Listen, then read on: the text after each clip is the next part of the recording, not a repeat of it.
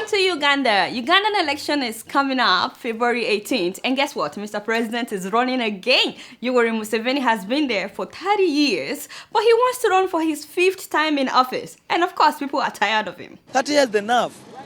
Yeah, we need change. Everything we need change. Every person needs change. Museveni is tired. He's old man.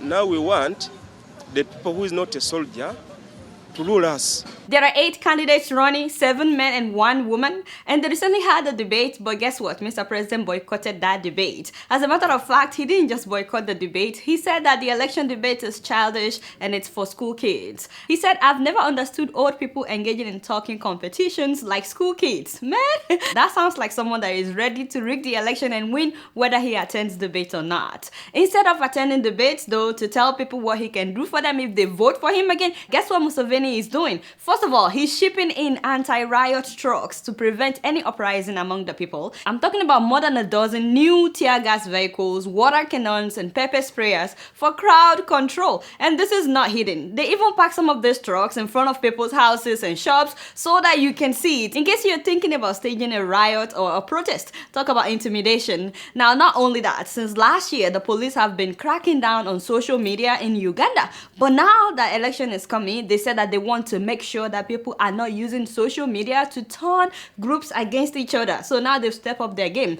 With the introduction of this new police unit, it's expected that social media offenders will be tracked down. I think for me that's a knee-jerk reaction. It's unhelpful, but also targets the opposition. So now they monitor people's social media handles and they're arresting people for posting whatever they think could cause an uprising. Uganda police have intensified a crackdown on social media critics, accusing them of abusing the cyberspace. Last week, 2 people were charged for allegedly spreading falsehoods through social media. Wow.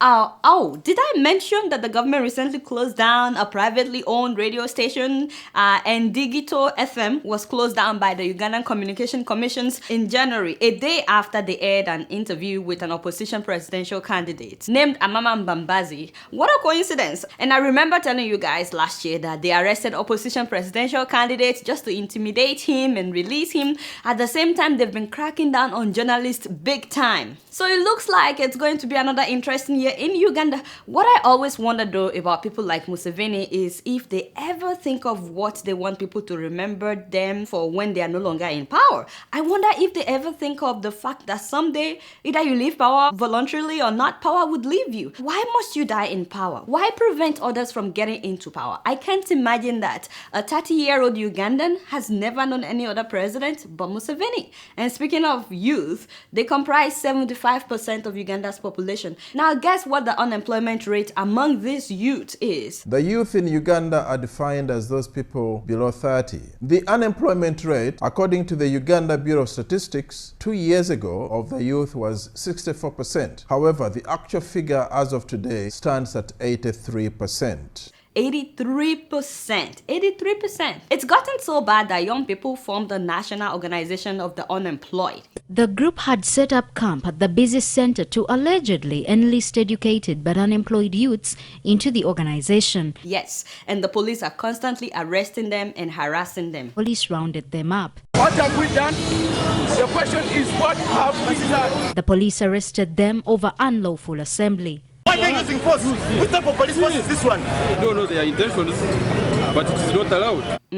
Yeah. Meanwhile, apart from being known for corruption, remember the time that he gave out $100,000 cash in a sack to a group of people that he was hoping would vote for him?